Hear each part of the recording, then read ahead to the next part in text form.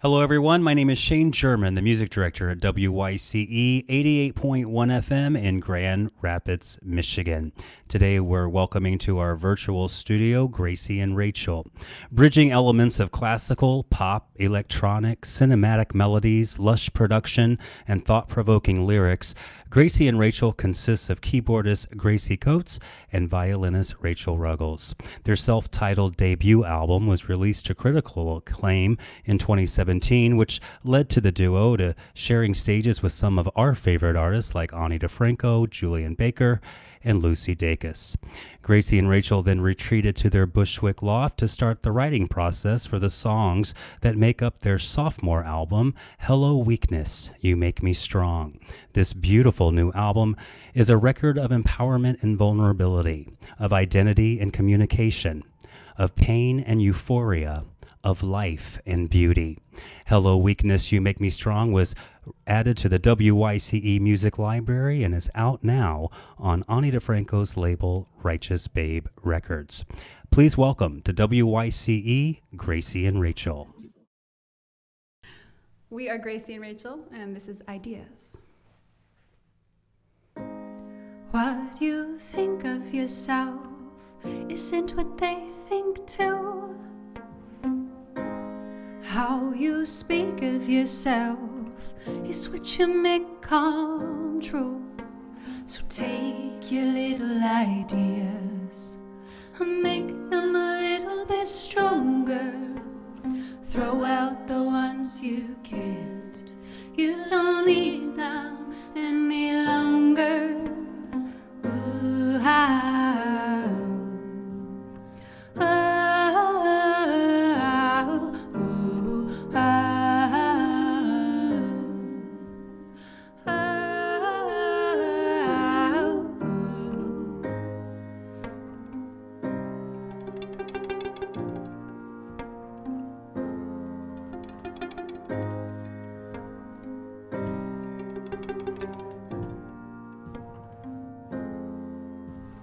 You've got a problem for yourself, but it won't be a hard one to do.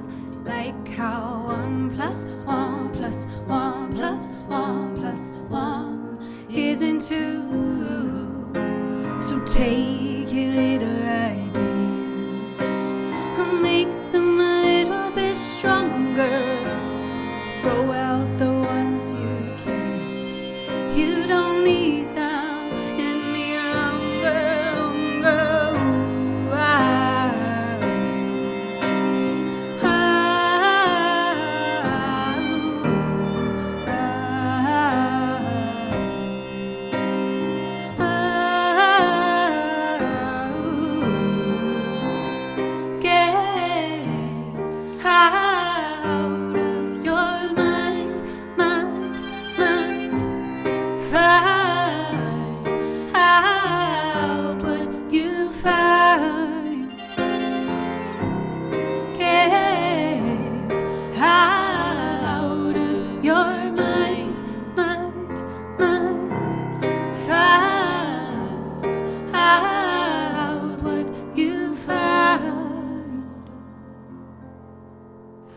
Just take your little ideas and make them a little bit stronger.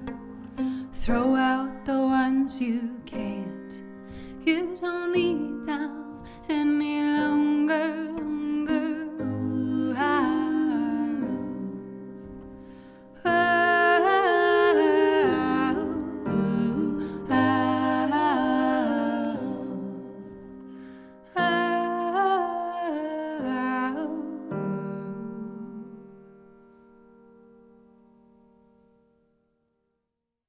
Hey. Hello. What a beautiful intro. Thank you. Thank you very much. Congratulations on a beautiful new record. Thank you so much. Yeah. We're grateful to have it out in the world, and thanks for giving it love. Oh, we love our programmers have really responded to it, and so have our listeners. I want, for our listeners who may not know your story, talk to me about how you guys came together. You met in high school, right? Out in Berkeley, California. Talk to me about how you guys came together. Where it began. Yeah, high school is where it began. That's the story. And yeah, we met in a dance class, and we were just kind of arranged marriage to be making the music for the dance class that year because we were the only musicians in that class. So it was kind of a happy accident that we ended up taking a little further than, just that class and holding on to over the years, going to separate cities to study music and coming back together. And it's kind of been this like long haul till, we kind of got to New York. And yeah, we've been really, really grateful to still be here doing our thing and putting out new music. So now, that's the quick story. Very quick story. When you connected and when you went to college, you went to separate colleges. One of you went to Indiana, right? Yes, I went to the Jacobs School in Bloomington. That's right. Rachel, when you went to Indiana, and then Gracie, where did you go to college? I was at Berklee College of Music in Boston. Okay. So. But you continue to stay in touch because you formed a great friendship. You continue to stay in touch, sending song ideas back and forth via phone messages, however. What was the conversation where you said, let's finally come together and go to New York? Like, what was that conversation like? It's so funny because we recently realized, many years later, we never had that conversation. It just was this kind of... Maybe we should have had that conversation. Maybe we should have. I mean, I think there was a lot of fear around it. We were writing some songs about embracing being uncomfortable. And I think that New York was a really scary leap for us. We didn't know what was going to happen, and we weren't certain how things would play out, or if we would find a musical home here and feel encouraged to make the music that we ended up making. And so I think we kind of just were dipping our feet in it, like almost non-committal kind of scenario of just let's go here and keep doing the thing we're doing in person. And I think that lack of conversation is kind of interesting, and maybe it's where some of those lines get blurred in our relationship and our music and our communication, because we just kind of, there's an intuitive thing, and sometimes that doesn't warrant a conversation, and maybe sometimes it should. But yeah, we just kind of went for it after we both graduated from our respective schools, and it felt like a uncomfortable place to come. New York was scary and nerve-wracking, and I think that was something we were attracted to. We could always be in California and go the LA route or do something else, but it felt like, not that those are the only two options, but we felt like the furthest away from home was going to get some unexpected, material out of us. And yeah, we feel grateful for that move, I think, now. Yeah, I mean, we've been in the same loft since we've moved here, same studio here. Yeah. So, we've really isolated ourselves in one area and had at it for a few years now. So yeah, we've been in quarantine for a while. Well before a pandemic. Well before the pandemic. I read you did the first album, which is a little bit more stripped down, the first record. This sophomore record, the new album, is much more lush. It's you're using more electronic elements to it. Totally. But I read that you tried to use male producers at one point, and it just wasn't working. Talk to me about taking control and recognizing the fact that these men were mucking up what you were trying to do. Like, what was that? I read that it was a devastating experience. Like, talk to me about that moment where you were like, this is not working. Yeah. It's interesting to be kind of grateful for that moment because it really springboarded us into action. But yeah, we were in the studio. I mean, you saying that it was more stripped down is totally on point, because the first record, we really were so much more insular here, and we had, the help of outside producers and collaborators, but it was more just the piano, the violin, and the vocals, and some light percussion here and there. But this record, I think Rachel sonically had a bigger vision for what she was wanting, but we didn't know exactly how execute that on our own. We were sort of at the mercy of other people in that process early on. And we didn't have like the language or the tools, right, you know, to put it down for ourselves. But there were like inklings of visions, but Totally. just, you know, wanting to express something. So we kind of went into a certain situation too premature, you know, with a producer, and we had a ton of wonderful male collaborators after this, you know, instance. But there was an early instance where we were working with somebody and we brought them a song seed, and we were seeing just how they were taking that into such a different direction than we had, you know, intended it.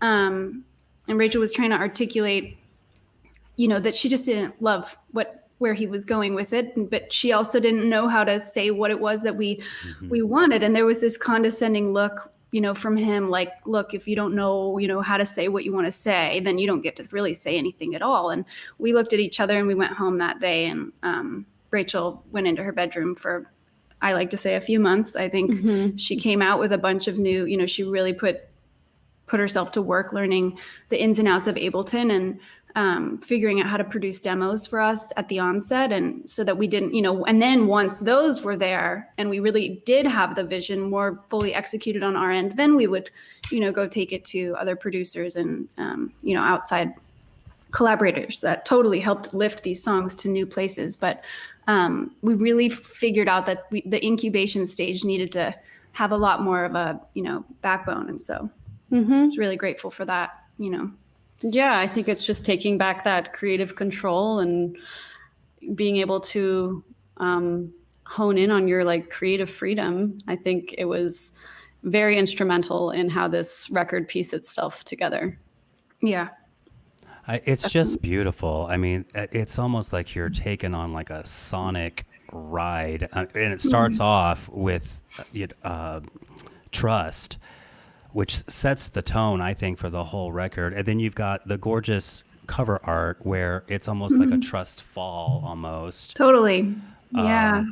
I feel like you guys really hit your stride on this album. I love the first album too. It's much more stripped down, but this one, you're really taking on some peaks and valleys. And then with just the state of the world now, I just think it's just more relevant than I think you probably intended it for it to be, in the climate that we're in. I think right now, it strikes a chord when I listen to it, and you've got these beautiful melodies going on and like choral vocals and layers. It's just stunningly beautiful. Oh, thank you. It really is. And the fact that you also made a point to work with non-binary, female, underrepresented producers and collaborators for this, I just feel like you're saying something, and it's very important, and it's a very deep and beautiful listen. Thank you. Yeah.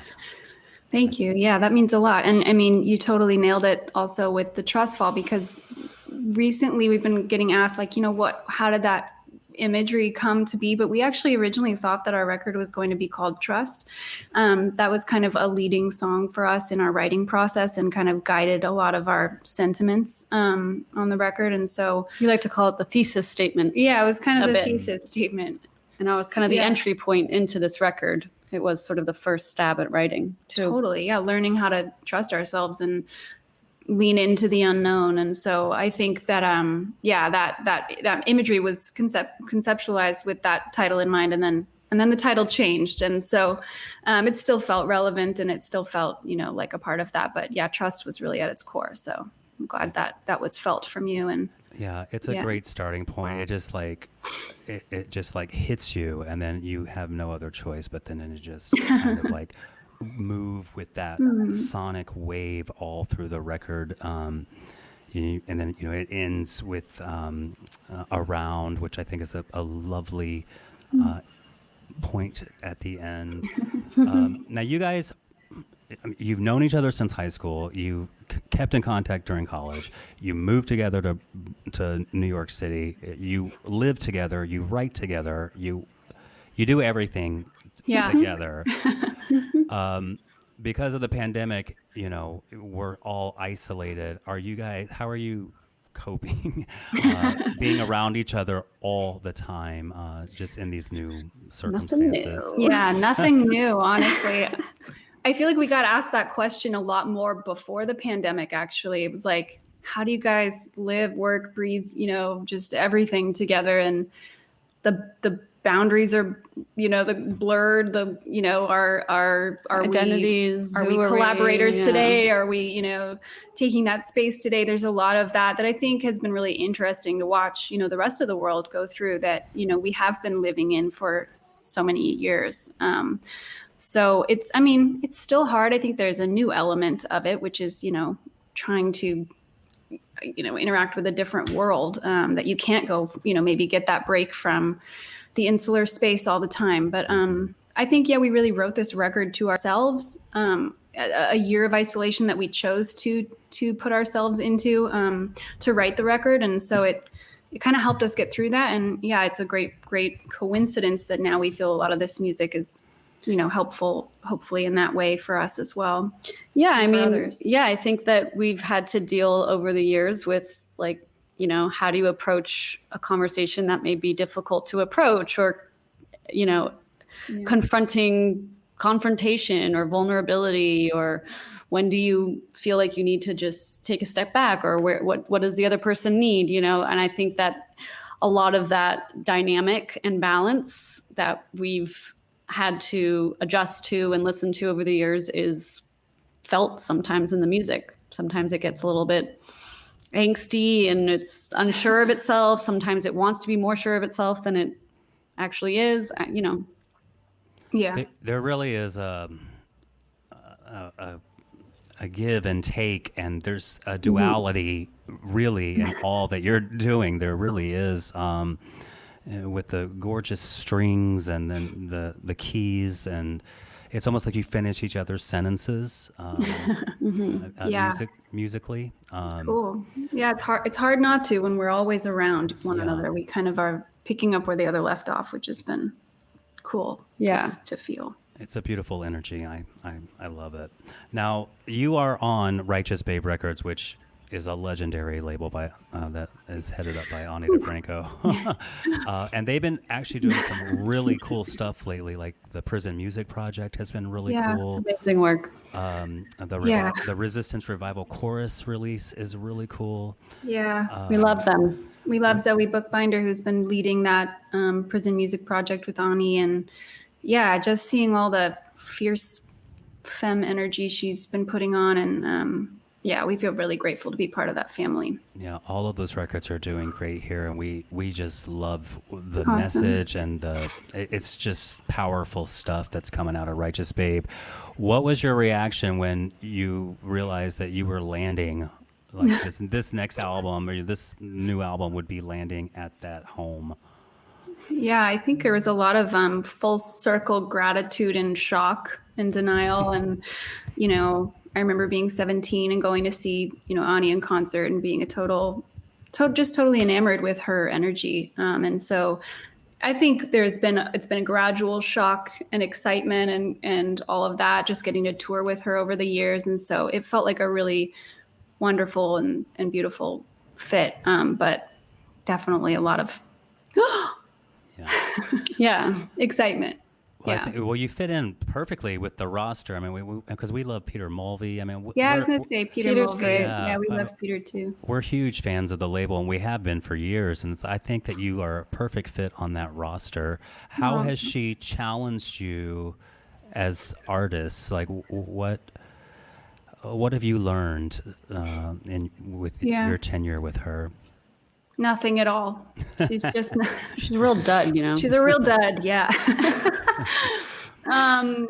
What do you think? Like touring? So much, watching her on stage, and I think you learned a lot on tour, just like how she's so educated about how she should sound. And Rachel is our sonic leader and really put herself to work on this record, figuring out, frequencies and just how we should live in the live set and also in our recordings. And Ani has been doing so much of her own, recording and instrumentation and just knowing her stuff really well all these years. And so when you're around somebody like that, you have no choice but to commit yourself to that level of dedication and knowledge that you want to, just get as much of. And so I think, we felt really empowered to not need, so much of other people to help lead the way. And, Yeah, especially seeing her at sound check. Yeah. She's just so on it with how she wants to sound and how she wants her guitar to be treated. And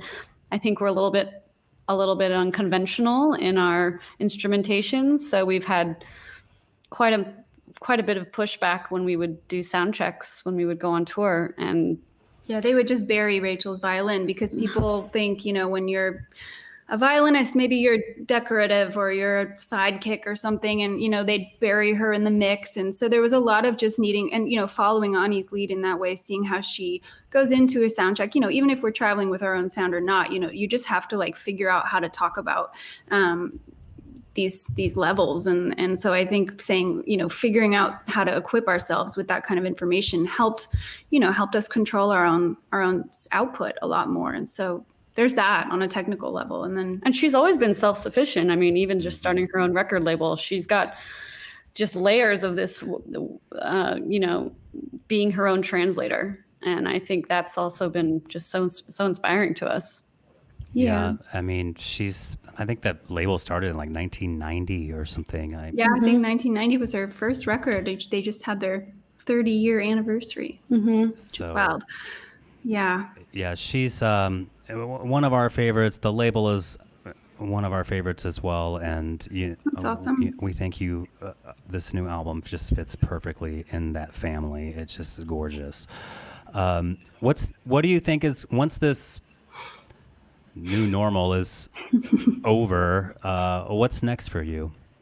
I like calling it new normal. That's a helpful way of, thinking about it. But what's next for us? We want to say touring. That's something that we really had planned to do when this record came out. And but I think this time we're just thinking about now, diving more deeply into new music quicker.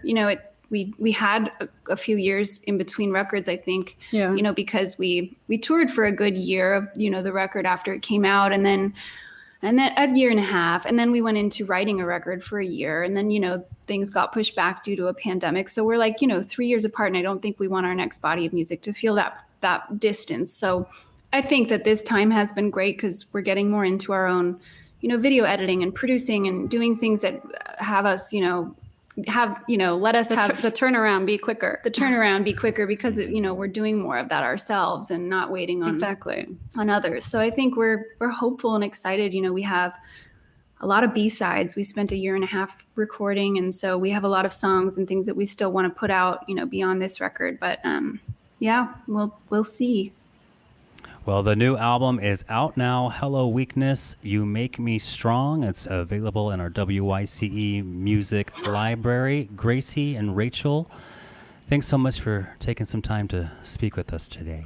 Thank you so much, Shane. We really love Grand Rapids. We love WYCE so much too, and just the thoughtful energy you put behind the music that you share. It's really special. So thanks for including us. Yep.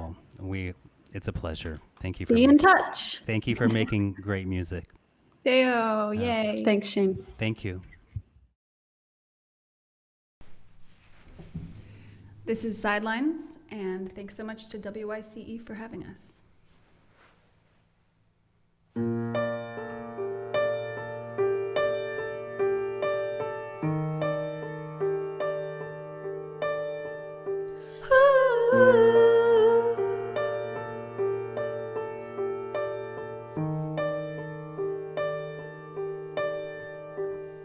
Standing on the sidelines of myself, just watching everyone else. Who's to say when I play? I got a jersey with no name. I'll never be the one to say I want it when I want it, when I want it. I'll always be the one to say I can't do what I can do. I'll never be the one to say never.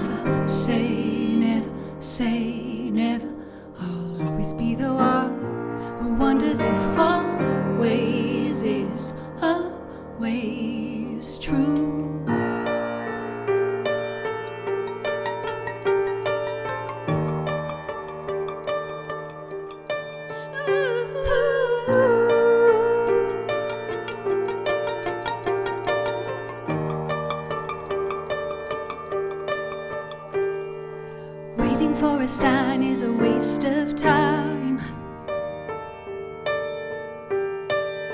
when I can find one in my mind. Who's to say where I should go? I got a heart looking for a home, a home. I'll never be the one to say I want it when I want it, when I want it. I'll always be the one to say I can't do what I can't do. I'll never be the one to say never, say never, say never.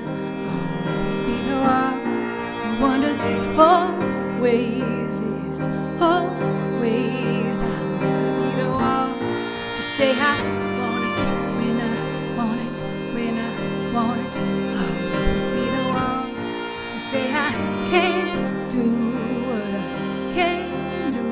I'll never be the one to say never, say never, say never. I'll always be the one who wonders if always